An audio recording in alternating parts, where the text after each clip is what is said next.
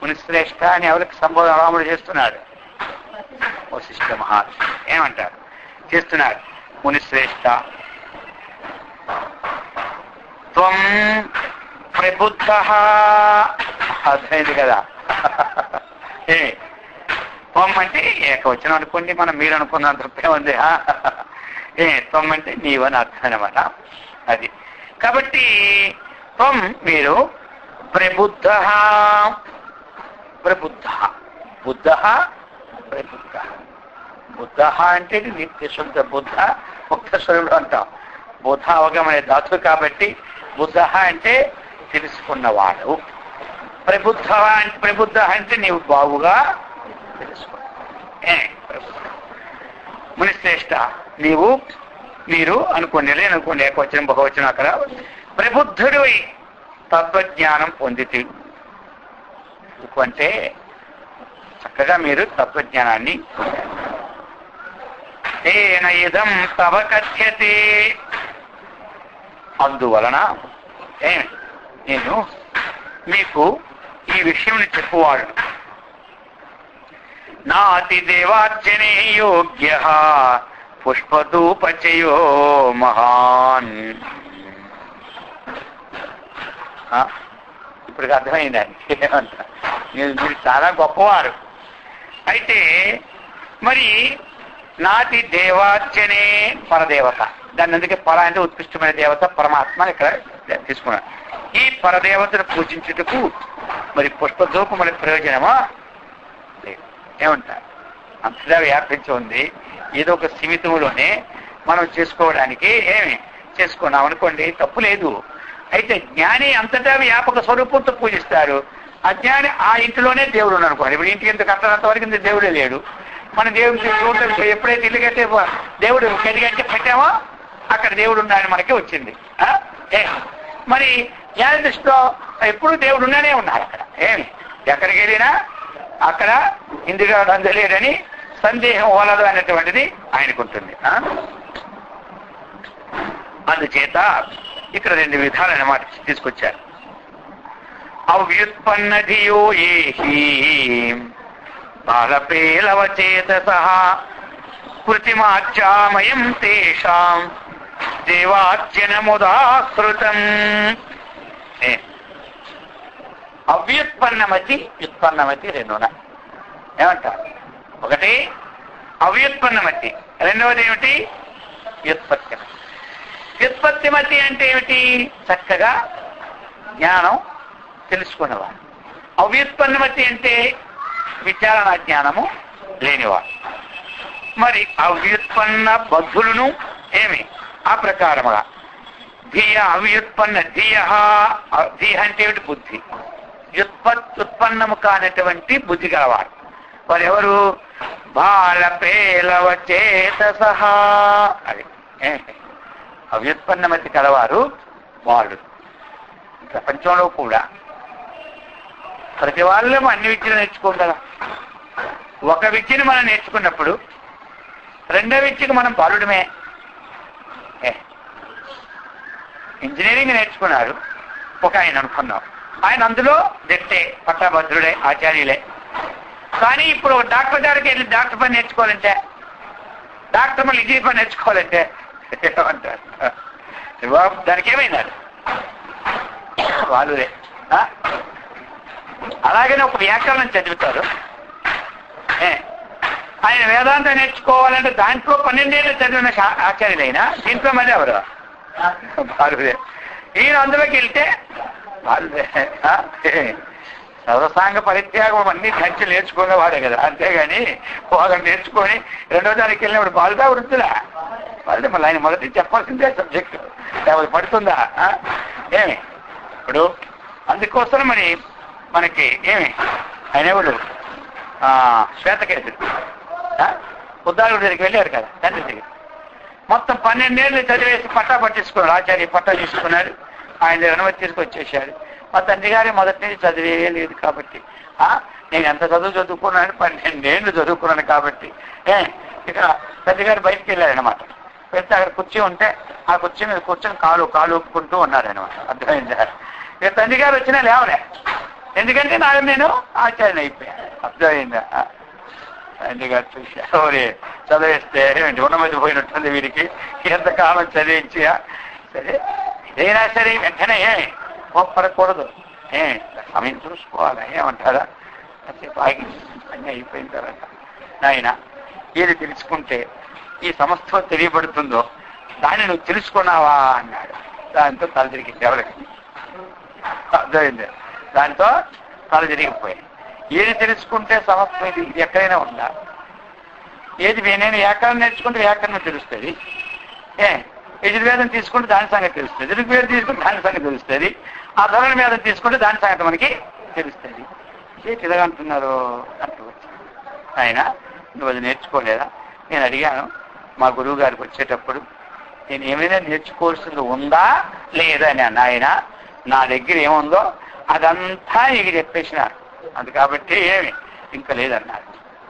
కాబట్టి ఇక ఈయన ఆలోచించాడు, ఇది మళ్ళీ వెళ్ళి ఎక్కడ నేర్చుకోమంటాడు.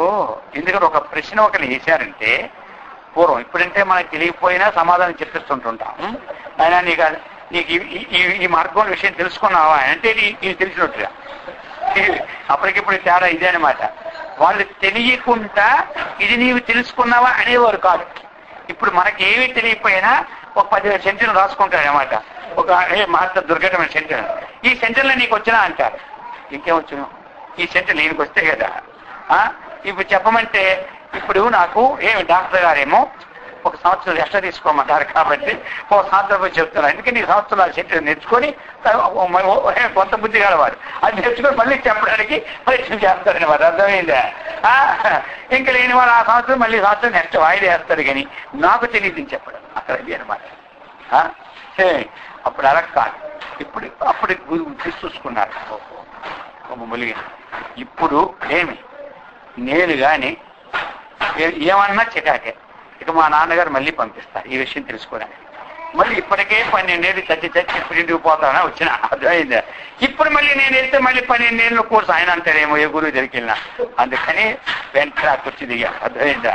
కుర్చీ దిగి సాష్టాంగ నమస్కారం అప్పుడు చేసి, ఎందుకంటే గురువు దగ్గర ఏదైనా విద్య నేర్చుకుంటూ సాష్టాంగం ముందు చేస్తారు కదా, అది చేసి కింద కూర్చొని అదంతా తమరే మాకు చెప్పాలంటాడు. అప్పుడు అర్థమైందా? చెప్పాలనేది వచ్చింది కదా, బాలుడి పని వచ్చింది కదా.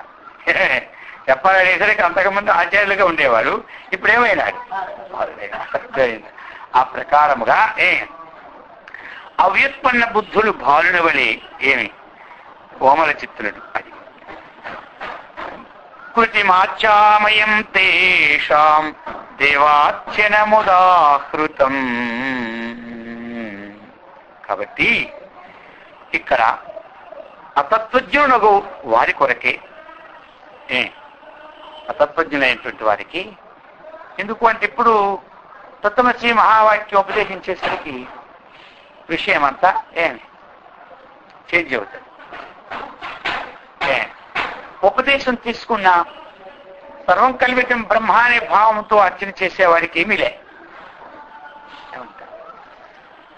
ఒక వ్యక్తిగతమైనటువంటి అర్చనకు వచ్చేసరికి నేను బ్రహ్మను అనుకొని మళ్ళీ ఆయన పూజ చేస్తూ ఉంటుంటే జ్ఞానం అన్నటువంటిది ఒంటికి ఎక్కకుండా ఉండేటప్పుడు లోపటేమో అహం బ్రహ్మాస్త్రం పూజ చేస్తూ ఇప్పుడు మళ్ళీ అర్చన చేస్తూ ఉంటుంటే ఈయనకి ఏమీ తోచదు, ఏమీ పట్టినట్టు లేదు, ఏమిటో అర్థం కాదు.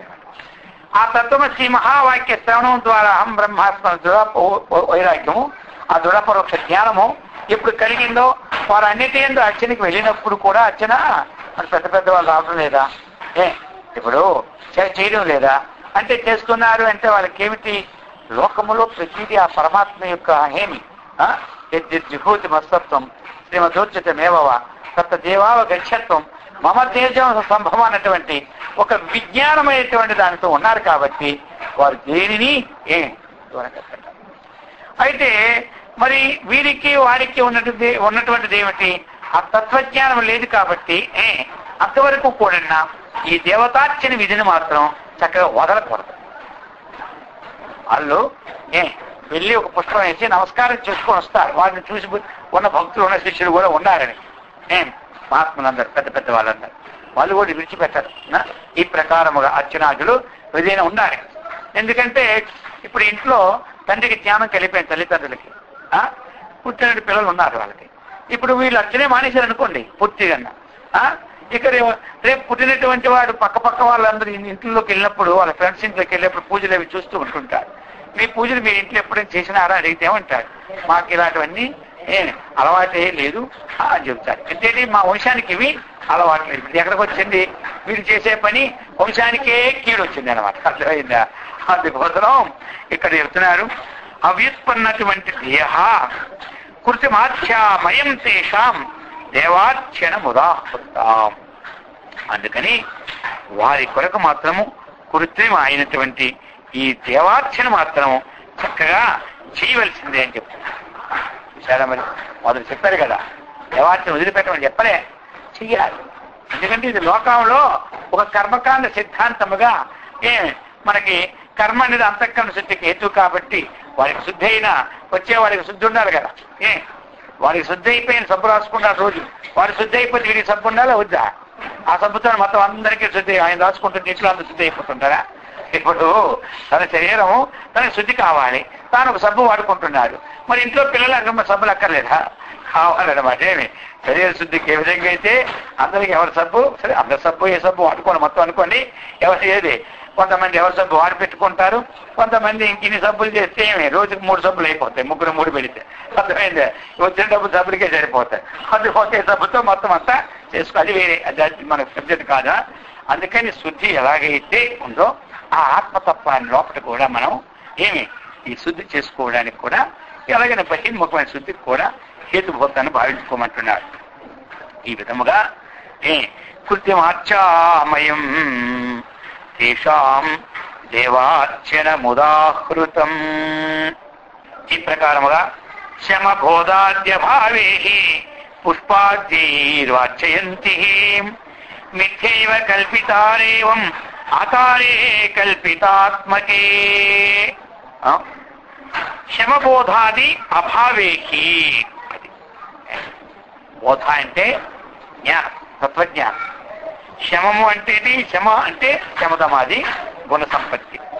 అభావేకి ఇవి లేకున్నానే, శమదమాదులు లేకున్నానే పుష్పాద్యైర్వా అర్చయంతిః. మనం ఇప్పుడు పరమాత్మ స్థితిని మనం పొందాలి అన్నట్టు భావన ఉన్నప్పుడు మనకేముండాలి? 2 ఉండాలి. ఉండాలి, శమదమాదులు ఉండాలి, బోధ ఉండాలి. ఇప్పుడు అర్చన మనం చేస్తున్నాము ఏమిటి? ఆ ఆత్మైకత్వమైన విజ్ఞానం లేకుండా మనం అర్చన చేస్తున్నాము. మనకి శమదమాదులు ఉందా లేకపోయినా చేస్తున్నామా లేదా? ఏమంటారు దీనికి? అంతరింద్రియ దగ్గర ఉందా లేదా, బహిరింద్రియ దగ్గర ఉందా లేదా అన్నటువంటిది ఏమీ లేదు. నేను పరమాత్మ జ్ఞానం ఉందా లేదా లేకుండా వచ్చి మనం చేస్తున్నాం అన్నమాట. కాబట్టి ఇక్కడ మనం ఈ విధంగా మనం చేస్తున్నాం కదా. మరి ఈ విధంగా చేసినప్పుడు ఈ మానసిక పూజలు ఇద్దరికీ చెప్పారు. శమదమాదులు ఉన్నవాడికి లేని వారికి చేసుకోవచ్చు. కానీ శమదమాదులు ఉన్నటువంటి వారు చేసినటువంటి దానికి ఇంకా అనంతమైన ఫలము ఉత్పత్తి ఉందంటే, ఇంకా అంతఃకరణ శీఘ్రముగా శుద్ధి అయ్యి ఆత్మజ్ఞానంలో లీనమై పరమాత్మ కంటే భిన్నము నేను కాదు అన్నటువంటి వ్యక్తి ఆ పూజ చేసినప్పుడు కూడా ఆ తన్మయత్వాన్ని పొందుతారు. ఇతరేమిటి? పూజ చేయకపోయినా ఆ తన్మయత్వాన్ని ఆయన పొందుతారు. ఇతని పూజ చేసినంత వరకే దీని ఎందు, తరువాత ఈ పరమాత్మ భావనాయుతమైన గుణాలు మాత్రమే ఎందు ఉండవు అని చెప్తున్నా. అందుకోసం ఆయన ఈ దేవతార్చన ఈ విధంగా భేదాలు ఉంటున్నాయి. అందుకని వ్యుత్పన్న మతి అర్చనా విశేషాన్ని తగ్గించుకున్న అవ్యుత్పన్న మతి ఇంకా కాలేదు కాబట్టి దానిని చేస్తూ తద్వారానే పొందడం శ్రేయోదాయకమని చెప్తున్నారు. కాబట్టి అందరూ కూడా ఈ విధంగా ఈ విషయాలను తెలుసుకొని సత్కర్మనిష్ఠుడి, భగవద్భక్తుడి, ఆత్మజ్ఞాన సంపన్నుడి, బ్రహ్మానందముతో విరాజిల్లినట్లు ఆ గురుదేవుడు శ్రీకృష్ణ పరమాత్మకిచ్చి మనందరికిచ్చి దక్షించుగాక.